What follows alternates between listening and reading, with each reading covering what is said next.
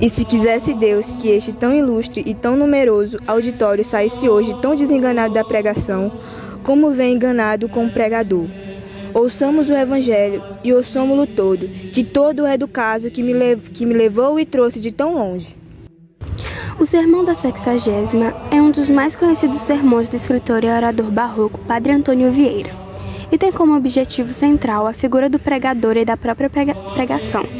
Esse sermão pode ser dividido em duas etapas: o exórdio, ou introdução ao discurso, que resgata a parábola do semeador, e a narração e as provas, que explica como os pregadores deveriam ser. Diz Cristo que saiu o pregador evangélico a semear a palavra divina. Bem parece este texto dos livros de Deus. Não só faz menção do semear, mas também faz do caso do sair, porque no dia da messe hão-nos de medir a semeadura e hão-nos de contar os passos. O Padre Antônio Vieira faz uma crítica aos padres que se acomodam nas cortes, diferente dos jesuítas que viajaram em busca de seu rebanho. Os que não saem receberão a recompensa dos que semearam, mas os que saem receberão dos que semearam e mais o quanto andaram. Mas pergunto, e se esse semeador evangélico, quando saiu, achasse o campo tomado, se armassem contra ele os espinhos, se levantassem contra ele as pedras, e se lhe fechassem os caminhos que havia de fazer? Todos estes contrários que digo e todas estas contradições experimentou o semeador do nosso evangelho. Começou ele a semear, diz Cristo, mas com pouca ventura.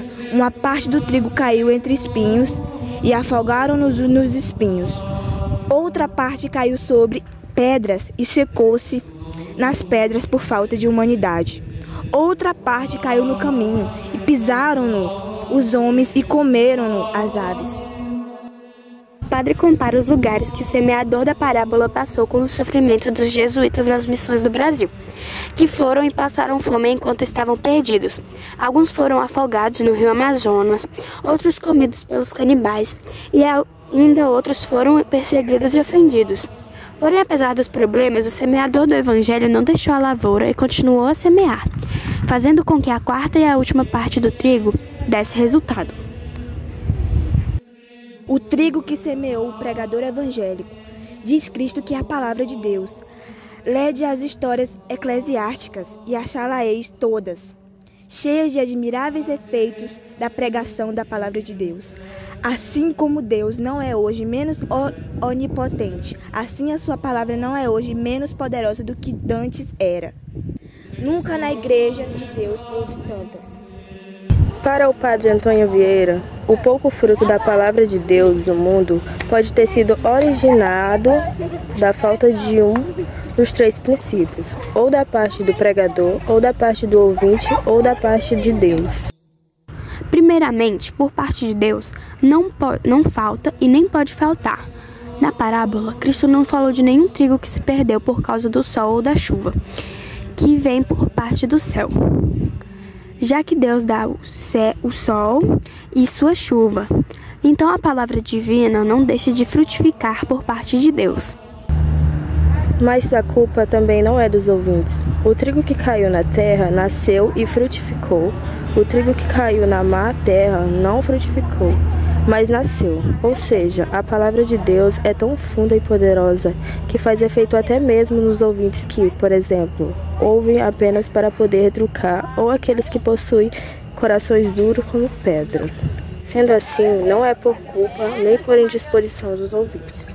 Supostas estas duas demonstrações, suposto que o fruto e o efeito da palavra de Deus não fica nem por parte de Deus, nem por parte dos ouvintes. Segue-se por sequência clara que fica por parte do pregador. E assim é, sabeis cristãos, por que não faz fruto a palavra de Deus? Por culpa dos pregadores. Segundo o Padre Antônio Vieira, do pregador podem se considerar 5 circunstâncias: a pessoa, a ciência, a matéria, o estilo e a voz. Vamos examinar uma por uma. Será que o problema está na circunstância da pessoa? Bem, a definição de pregador é a vida e o exemplo. Ter nome de pregador ou ser pregador de nome não importa nada. As ações, a vida, o exemplo, as obras são o que convertem o mundo. Em outros termos, não basta apenas ensinar boas qualidades ou princípios, mas pregadores também devem demonstrar essas mesmas características em suas próprias ações. Não deve haver diferença entre o que os pregadores ensinam e o que eles são. Muito boa e muito forte razão era esta de não fazer fruto a palavra de Deus, mas tem contra si o exemplo e experiência de Jonas. Jonas, fugitivo de Deus, desobediente, contumaz e ainda depois de ter engolido e vomitado, iracundo, impaciente, pouco caritativo, pouco misericordioso e mais zeloso e amigo da própria estimação de que a honra de Deus e salvação das almas, desejoso de ver subvertida a Nínive e de a ver subverter com seus olhos, havendo nela tanta mil inocentes. Contudo, este mesmo homem, com um sermão, converteu o maior rei, a maior corte e o maior reinado do mundo, e não de homens fiéis, senão de gentios idólatras. Outra é logo a causa que buscamos. Qual será? Será que o problema está no estilo de usar as palavras para pregar? Na época do padre Antônio Vieira, o estilo de ensino era muito confuso e dificultoso. Antônio comparou o estilo de ensino com o céu noturno, e as palavras devem ser tão claras e distintas quanto as estrelas. Segundo ele, o estilo deveria ser fácil e natural, para que todos pudessem entender. Mesmo assim, muitos doutores da igreja tinham um estilo grandioso e profundo. Não podemos negar o quanto esses autores eram muito venerados e respeitados. Sendo assim, o problema está na matéria? Cristo diz que o lavrador do Evangelho semeou uma semente só, e não muitas, porque um sermão deve ser uma só matéria, e não muitas matérias. Se o lavrador semear primeiro o trigo e no mesmo lugar plantar milho e cevada, com certeza vai nascer uma confusão verde. Então, da mesma forma, um sermão deve conter apenas um assunto, uma semente, pois quem semeia tanta variedade não pode colher coisa certa. Mas um sermão pode ter variedade de discursos, contanto que ele venha da mesma matéria, assim como uma árvore que possui um único tronco e seus vários ramos. Mas Santo Agostinho e São Gregório, por exemplo, apostelaram múltiplos assuntos no Evangelho. Será que o problema está na ciência? Muitos pregadores vivem do que não colheram e semeiam o que não trabalharam. O pregador deve pregar o seu, e não o alheio, assim como o lavrador que semeou o seu próprio trigo. Pois o alheio, quando nasce, não cria raízes, e se não cria raízes, não produz frutos. Fez Cristo aos apóstolos pescadores de homens, que foi ordená-los de pregadores. E que faziam os apóstolos? Diz o texto que estavam refazendo as redes suas. Eram as redes dos apóstolos e não eram alheias. Com redes alheias ou feitas por mão alheia, podem-se pescar peixes, homens não se podem pescar. A razão disto é porque nesta pesca de entendimento, só quem sabe fazer a rede sabe fazer o lanço. Como se faz uma rede? Do fio e do nó se compõe a malha. Quem não enfia nem a ata, como há de fazer rede?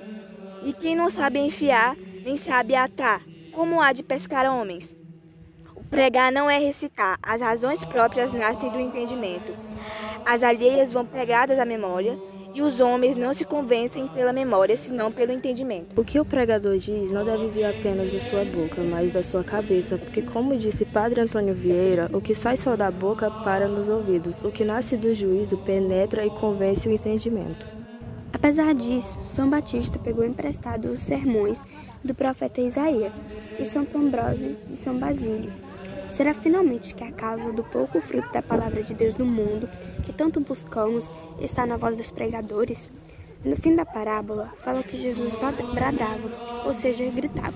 E Pilatos não achava uma razão para condenar Cristo, mas o povo gritava para que ele fosse morto. Nesse caso, a gritaria superou a razão. Todos sabemos que falar de forma calma e branda prende mais a atenção do ouvinte e produz um maior entendimento. Em conclusão, que a causa de não fazerem hoje frutos pregadores com a palavra de Deus nem é a circunstância da pessoa, nem é o estilo, nem a matéria, nem a ciência e nem a voz. Moisés tinha fraca voz, Amós tinha grosseiro estilo. Salomão multiplicava e variava os assuntos. Balaão não tinha exemplo de vida. O seu animal não tinha ciência, e contudo todos estes, falando, persuadiam e convenciam. Pois se nenhuma dessas razões que discorremos, nem todas elas juntas, são a causa principal, nem bastante do pouco fruto que hoje faz a palavra de Deus.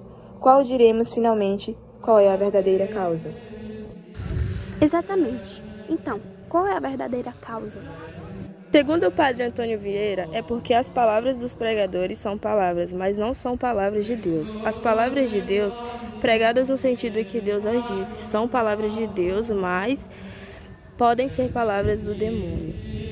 Quando o demônio tentou a Cristo, levando-o até o templo, dizendo que para ele se jogasse de lá, já que os anjos iriam salvá-lo, o demônio usou escrituras, porém Jesus se defendeu também citando as escrituras, pois Cristo tomava as palavras da escritura em seu verdadeiro sentido, e o diabo tomava as palavras da escritura em sentido alheio e torcido.